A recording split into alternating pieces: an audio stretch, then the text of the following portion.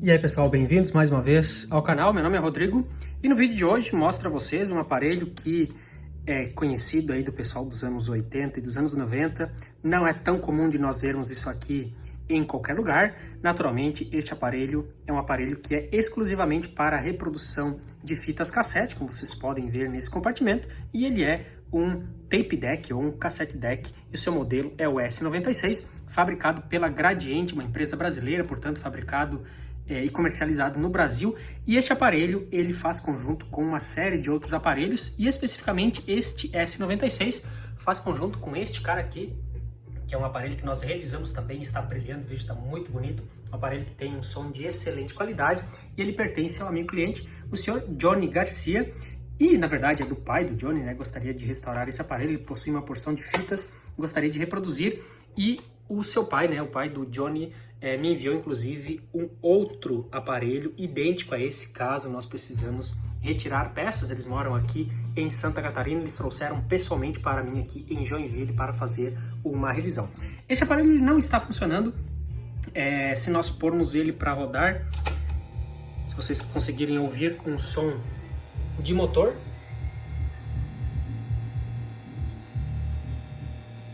este som naturalmente o motor está rodando. Inclusive eu tirei a tampa aqui para mostrar o aparelho internamente para vocês. Ela tem simplesmente uma tampa com alguns parafusos aqui em cima.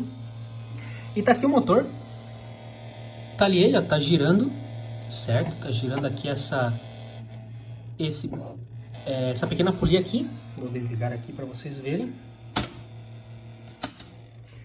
E ele está sem a correia que estaria aqui lá para dentro, ela está quebrada, dá para ver aqui, e portanto nós não temos o giro da fita, certo? Este é o principal problema, e ele não é um amplificador de fita, ele simplesmente reproduz, né? A maioria dos tape decks como este são somente reprodutores. Então nós temos aqui uma saída para um amplificador de áudio, que no caso seria conectado neste outro carinha aqui para amplificar o áudio, e este outro plug é uma entrada e serve para eu gravar então áudio na fita cassete, certo? Vou virar aqui para vocês verem o aparelho. A parte de baixo deste aparelho também ela é removível, né? Tem uma pequena tampa aqui de metal com 4 parafusos, já tirei para mostrar para vocês. Então aqui temos a entrada de energia e aqui todo o circuito que faz, vejam, um circuito bem complexo somente para a reprodução da fita. Isso aqui, como eu já comentei, não amplifica, não tem uma saída de áudio amplificada. Então, esse conjunto todo serve para isso, com uma porção de capacitores eletrolíticos aqui. Nós vamos fazer uma revisão geral nesse aparelho, então provavelmente iremos trocar todos, e também iremos revisar o circuito que está aqui, que é o mecanismo do tape, né? Além da correia que rebentou, nós vamos limpar e lubrificar geral isso aqui, porque ele está com um pouco de pó. Enfim, um aparelho bem antigo, e naturalmente vai juntando pó. Então eu vou sacar essas coisas aqui, vamos fazer os reparos. Eu espero que vocês gostem de ver mais esta restauração de mais um aparelho vintage aqui no nosso canal. E começando a revisão aqui na placa do aparelho, né, que essa placa é a única placa, né, a placa principal. Na verdade, se é a única, óbvio que ela é a principal, né? Bom, então aqui nós temos alguns capacitores eletrolíticos bem importantes, são esses grandes, maiores aqui. Já começamos a trocar, né? Trocamos já 2 aqui. Esses capacitores maiores, costumo sempre comentar aqui no canal, gosto de usar capacitores da Epicus, que são capacitores de boa qualidade, aqui embaixo usamos outro, e aí estamos fazendo as trocas. Aqui acabamos de tirar um, que são capacitores um pouco menores, mas também são capacitores que têm uma função bem importante, né? Esses 2 que acabamos de trocar são estes aqui, certo? Veja, vou medir para vocês estes 2 capacitores. Este aqui, se eu não me engano, é o que está mais ruim. Vou colocar ele aqui no meu medidor de capacitância e vou mostrar para vocês como é que está a capacitância dele, tá? Em geral, o pessoal costuma trocar tudo ou, enfim, fazer um recap geral, mas veja, tá? Um capacitor de 470 tá aí com 513, tá? Isso aí está próximo aí dos 10% de tolerância desse tipo de capacitor. E, bom, esses 2 grandes aqui eu vou trocar, mas eles não estão tão ruins, certo? E esse aqui é um capacitor, aquele que eu acabei de tirar aí, que eu ainda não substituí, que é um capacitor de 220. Então esse aqui é uma marca, nem sei, nem dá para ver direito aqui, Nippon. Esse aqui, Elna, tá? São marcas diferentes, naturalmente, tem algumas características que podem ser diferentes, mas em geral a capacitância deve ser a mesma, né, em termos de variação. E este aqui é um capacitor de 220, e ele está apresentando uma capacitância que está em 235, tá? Então, com uma perda de tensão de 1,4%, bem dentro do catálogo do capacitor desta magnitude, né? Um capacitor de 220 por 50 volts, está bem dentro dos 10%, então isso aqui, pessoal, não é necessário substituir. Por quê? Porque às vezes a gente tenta substituir esse tipo de capacitor e compra de uma outra marca, sei lá, não é uma marca ruim esse aqui, tá? Eu uso, inclusive, mas chama Ketu, tá? E aí eu vou colocar aqui para vocês verem como é que está a capacitância desse cara aqui.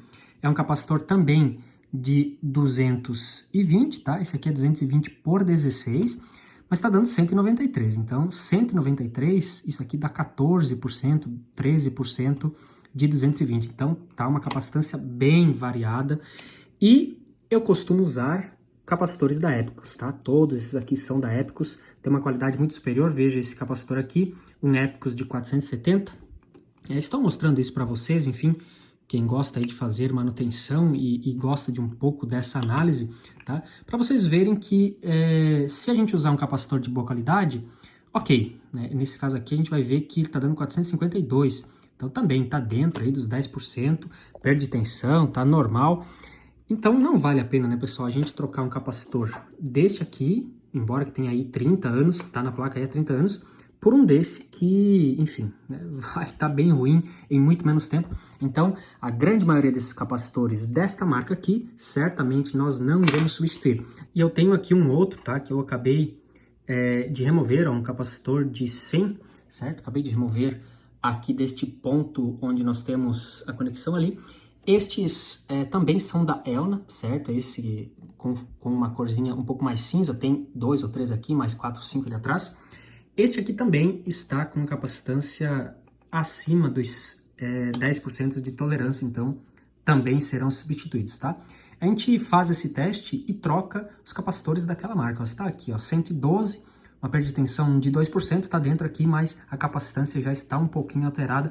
Então, estes capacitores, como nós comentamos, vamos trocar o que for necessário. Então, a gente vai seguir aqui com as intervenções. Então, aí está o trabalho de revisão e troca dos capacitores concluído, né? Trocamos todos esses capacitores que estão aqui, esses azuizinhos da Epicus, enfim, são capacitores novos. Basicamente, aquele conjunto todo dos capacitores cinza. Isso aqui não são capacitores, são duas bobinas, certo? L2 e L3, se não me engano. E estes conjuntos de peças que estão aqui, basicamente, foram 10 capacitores necessários de serem trocados. É claro que poderíamos, eventualmente, trocar quase todos, né? Mas como nós vimos, não é justificável a gente fazer a troca de capacitores que ainda estejam bons. E uma outra intervenção extremamente necessária, né? Como nós vimos lá no início, a troca desta correia. É uma correia que passa por toda a extensão aqui do conjunto motor, polias e esta polia principal. E aí agora a gente consegue, através do movimento do motor, movimentar as partes frontais para que a fita se movimente também. E aqui embaixo temos uma outra correia, que é essa correia que vem aqui de dentro, né, do movimento da fita até este contador, que é o contagiros da fita. Então, portanto, são duas correias. Veja, essa aqui não estava ruim, mas ela está bem laceada, né? Ela até pegou a posição que ela estava. E esta aqui é a correia principal que está rompida, então foi necessário trocar o conjunto completo. Agora a revisão está concluída. E agora chegamos à etapa de calibração. Então aqui nós temos o azimuth do aparelho, podemos ver pelas curvas no osciloscópio que estão bem defasadas. Então nós precisamos fazer este ajuste, posicioná-las uma sobre a outra exatamente para deixarmos em fase. E aí, estando elas em fase, nós garantimos que o azimuth do aparelho está corretamente calibrado. E aqui nós temos a frequência de bias para a gravação e também a sua amplitude, então nós também precisamos deixá-las exatamente com a mesma frequência e com a mesma amplitude posicionadas em fase. Desta forma a gente também garante que, estando uma sobre a outra, a gravação também está corretamente calibrada. E aqui está então, pessoal, para vocês apreciarem este belo modelo, que vocês puderam acompanhar um pouco dos trabalhos de conserto, de manutenção que foi realizado nele. E são muitas etapas, né? Mas nós chegamos num resultado bem bacana e agora nós temos este aparelho funcionando 100%. Vale a pena recuperar, afinal é um aparelho da indústria nacional e tem uma excelente qualidade. E aqui vocês podem ver que ele está em conjunto com este receiver, que é o par dele, o receiver modelo S96. Vocês encontram a manutenção e o conserto deste aparelho aqui no canal, em um vídeo anterior a este.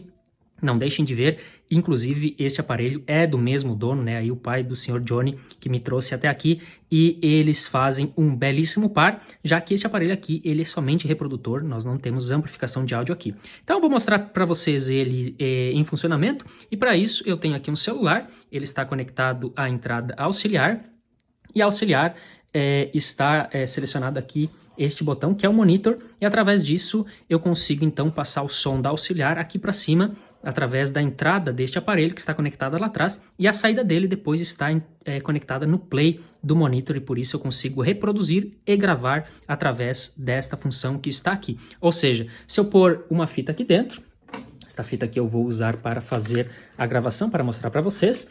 Se eu inserir esta fita aqui no compartimento e colocar em modo gravação, como vocês podem ver aqui, acende este LED indicador aqui. Se eu reproduzir uma música deste aparelho,